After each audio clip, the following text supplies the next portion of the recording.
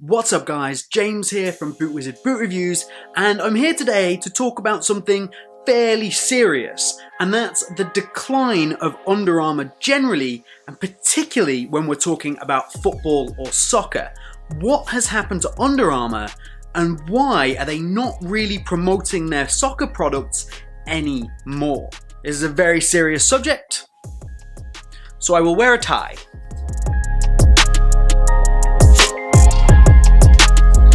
Perfect.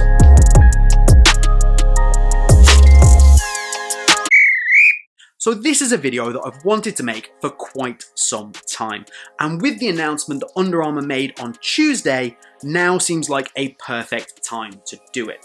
What Under Armour announced was that for 2020, each individual share in their company would have earnings of 10 to 13 cents.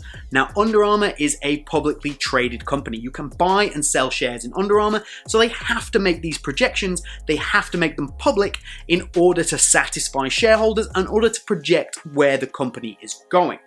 Now, to you and me, that probably doesn't really mean a lot, 10 to 13 cents per share earnings.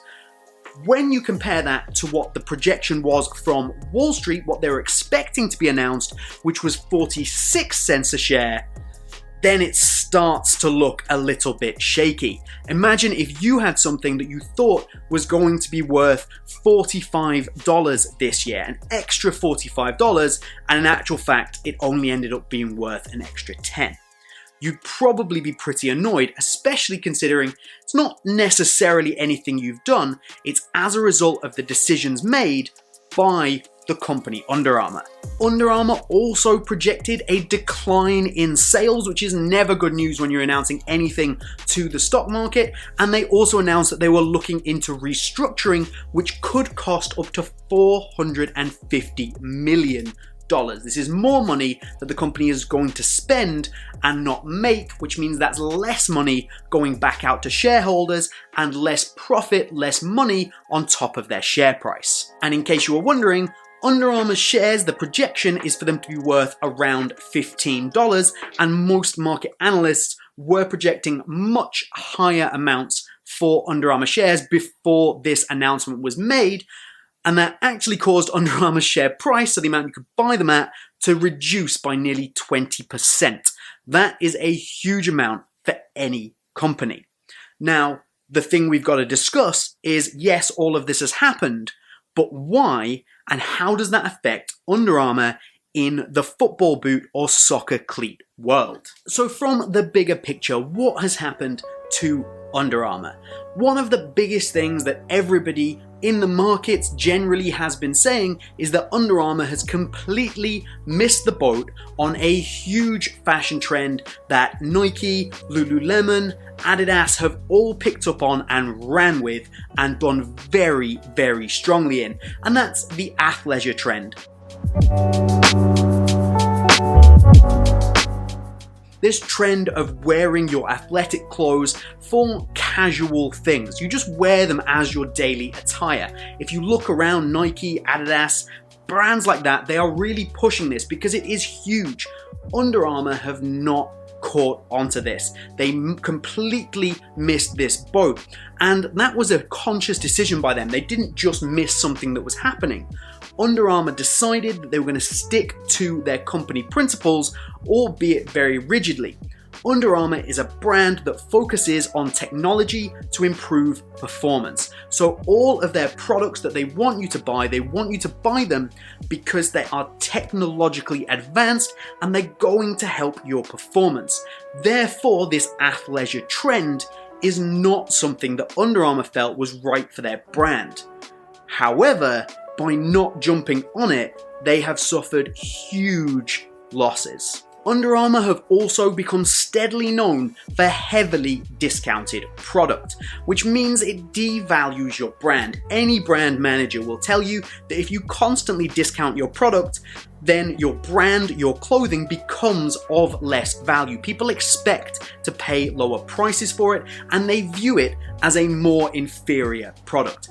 And especially in North America, which is Under Armour's key key area for sales, they have been known for heavily discounted items and factory stores. So while last year they took a huge step towards trying to innovate and change that appearance, it's still something that is affecting them today.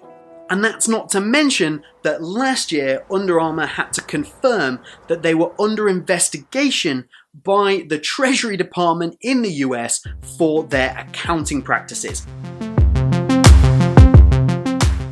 Again, this is something that has a huge impact on their share price, on the amount of money that Under Armour is worth and has. So that's how a company has gone from the second largest sportswear retailer in North America. That's right, they were ahead of Adidas at one point and only behind Nike and clothing, to a company that is seriously struggling, losing money with a falling share price.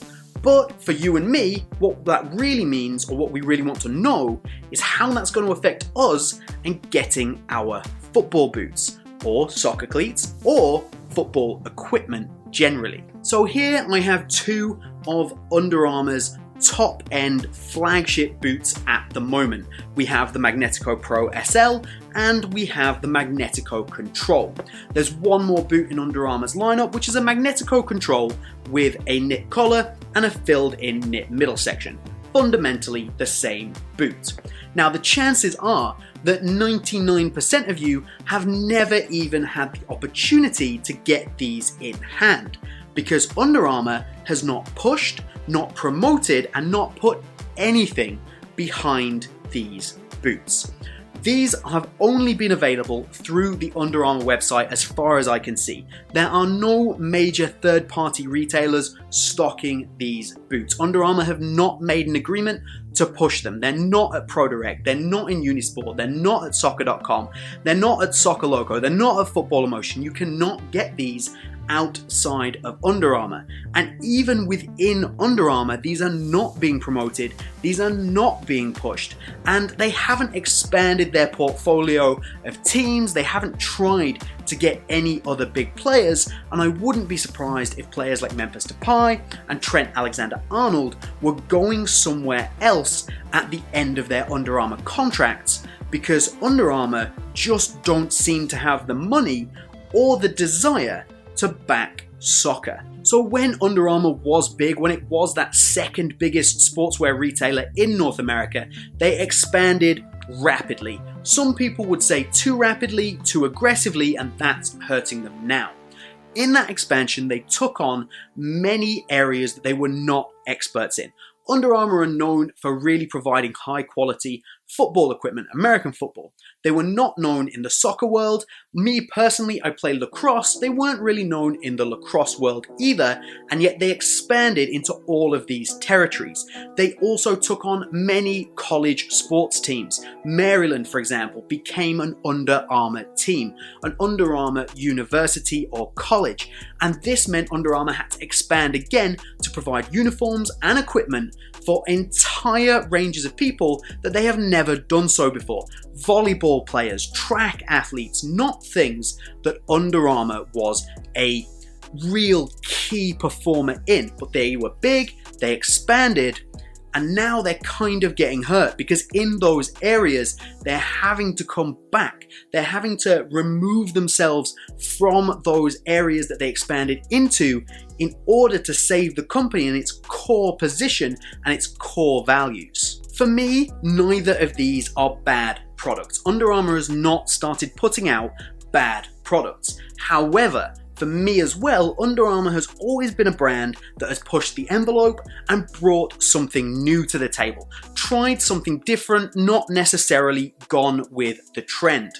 In this instance, it feels like they took an existing product that they had, refined it a little bit to what they thought maybe would work, and made very minor changes across 3 boots in their line that all fundamentally have the same touch and feel. The innovation, the research and development is not going into football anymore.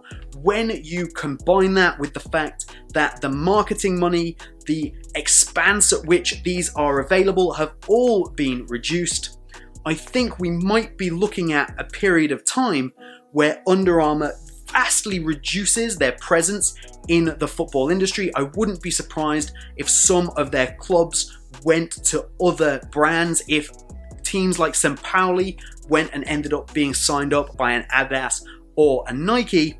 And I also wouldn't be surprised to see in 2020 no new releases from Under Armour in the football boot world.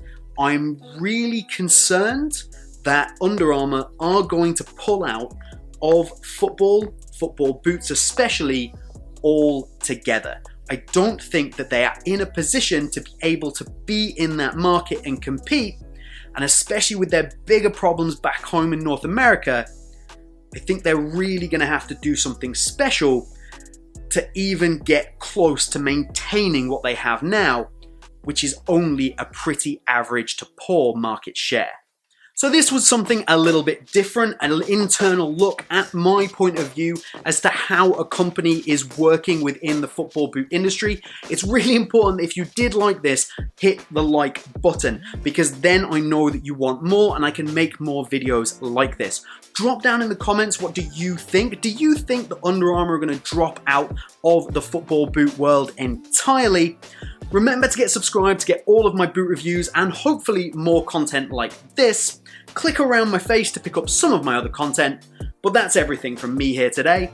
Have a good one, and we'll see you soon.